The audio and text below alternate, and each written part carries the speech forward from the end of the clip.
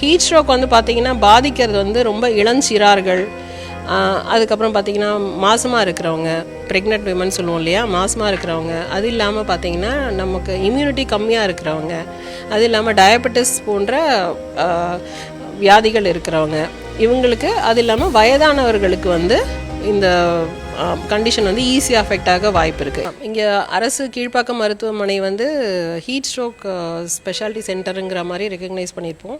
So இங்கே வந்து நமக்கு வந்து ஸ்பெஷல் பெட் இருக்குது, எமர்ஜென்சிலையும் வந்து நமக்கு ஸ்பெஷல் பெட் இருக்குது. அது இல்லாமல் இங்கே வந்து தனியாக ஒரு 5 படுக்கைகள் வந்து ஹீட் ஸ்ட்ரோக் பேஷண்ட்ஸ்க்குன்னு வந்து ஐடென்டிஃபை பண்ணி வச்சுருக்கோம்.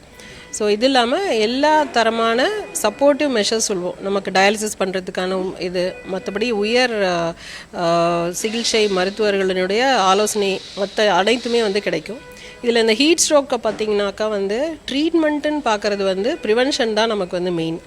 ட்ரீட்மெண்ட்டுங்கிறது வந்து நம்ம வெப்பநிலையை வந்து குளிர்விச்சு கொண்டு வர்றது தான். இப்போ அதுக்காக வந்து நமக்கு வந்து நிறைய ஐஸ் வந்து தேவைப்படும். ஐஸ் ஸ்லட்ஜுன்னு சொல்லுவோம் இல்லைங்களா, நம்ம ஜூஸ் போட யூஸ் பண்ணுவோம் இல்லைங்களா, அந்த ஸ்லட்ஜஸ் வந்து நமக்கு வந்து தேவைப்படும். அண்ட் பாடி பேக்ஸ்ன்னு சொல்கிறது தேவைப்படும். ஸோ பாடி பேக்ஸ் வந்து நமக்கு எமர்ஜென்சியில் இருக்குது. அதே மாதிரி வந்து ஸ்லட்ஜும் வந்து பார்த்திங்கன்னா நம்ம இங்கே தயார் பண்ணி ஐஸ்லைன் ரெஃப்ரிஜிரேட்டர்லாம் இருக்குது, அதில் நம்ம வந்து வச்சுருக்கோம். கிட்டத்தட்ட ஒரு 80 கிலோ கிட்டக்க வரைக்கும் வந்து நமக்கு வந்து தேவைப்படும், ஒரு 5-6 பேஷண்ட் வந்து வந்தாங்கன்னா அவங்கள சமாளிக்கிறதுக்கு. ஸோ அதற்கான அத்தனை இது வசதிகளும் தயாரான நிலையில் இருக்கிறது. என்னென்ன ஃபெசிலிட்டிஸ் வந்து என்னென்ன பண்ணியிருக்கோம் மேம், இங்கே என்னென்ன இருக்குது, இந்த வார்டில் என்னென்ன இருக்குது? இப்போ நான் சொன்னது அத்தனையுமே வந்து இதுக்காக பண்ண ஸ்பெஷல் ஃபெசிலிட்டிஸ் தான்.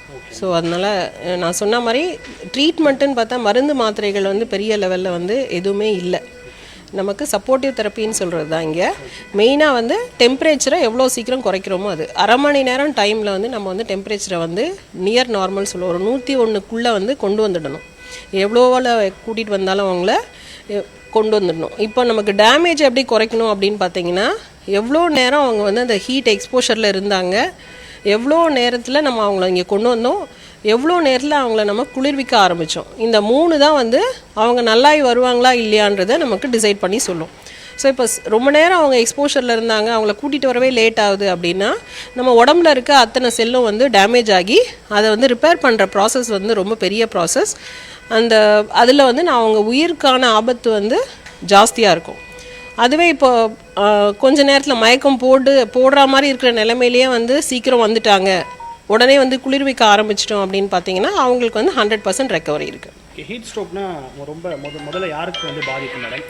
ஹீட் ஸ்ட்ரோக்னா ஃபஸ்ட்டு என்ன அப்படின்னு சொல்லி எக்ஸ்பிளைன் பண்ணுங்கள். ஹீட் ஸ்ட்ரோக் வந்து பார்த்திங்கன்னா பாதிக்கிறது வந்து ரொம்ப இளஞ்சிறார்கள், அதுக்கப்புறம் பார்த்திங்கன்னா மாசமாக இருக்கிறவங்க, ப்ரெக்னென்ட் விமன் சொல்லுவோம் இல்லையா, மாசமாக இருக்கிறவங்க, அது இல்லாமல் பார்த்திங்கன்னா நமக்கு இம்யூனிட்டி கம்மியாக இருக்கிறவங்க, அது இல்லாமல் டயபெட்டிஸ் போன்ற வியாதிகள் இருக்கிறவங்க, இவங்களுக்கு, அது இல்லாமல் வயதானவர்களுக்கு வந்து இந்த கண்டிஷன் வந்து ஈஸியாக அஃபெக்ட் ஆக வாய்ப்பு இருக்குது. இதுக்கு என்ன ரீசன்னு பார்த்திங்கன்னா, இந்த மாதிரி இருக்கிறவங்களால வந்து டெம்பரேச்சரை வந்து டக்குன்னு வந்து இப்போ ஒரு வெயில் ஒரு அதிகமான டெம்பரேச்சர் இருக்கிற இடத்துல நம்ம போகணுன்னா நம்ம பாடி ஆட்டோமேட்டிக்காக வந்து அந்த நார்மல் டெம்பரேச்சருக்கு வந்துடும்.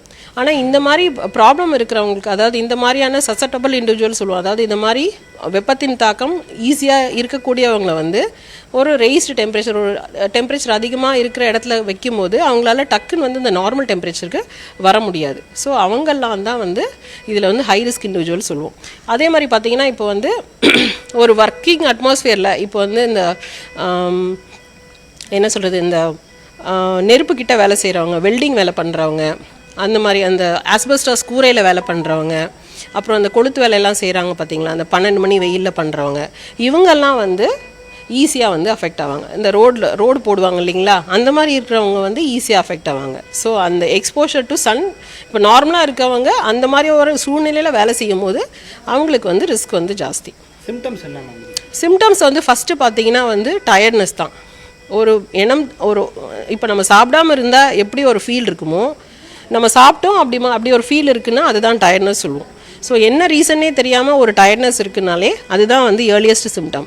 கொஞ்சம் தலை சுற்றுற மாதிரி இருக்கிறது, கொஞ்சம் மைண்ட் வந்து கிளியராக இல்லாமல் இருக்கிறது, அதாவது இப்போ ஒரு 4 நாள் தூங்காமல் இருந்தால் நமக்கு வந்து எப்படி இருக்குமோ அந்த மாதிரி இருக்கிறது, தலை சுத்தல், வாந்தி, மயக்கம், இந்த மாதிரி சில சமயம் வந்து நினைவு தவறுறது, சில சமயம் வந்து பேரை சொன்னால் அவங்க வந்து குழறி பேசுறது, அப்படி இல்லாமல் ரொம்ப முத்தின ஸ்டேஜில் வந்து வலிப்பு வியாதியும் வர வாய்ப்பு இருக்குது.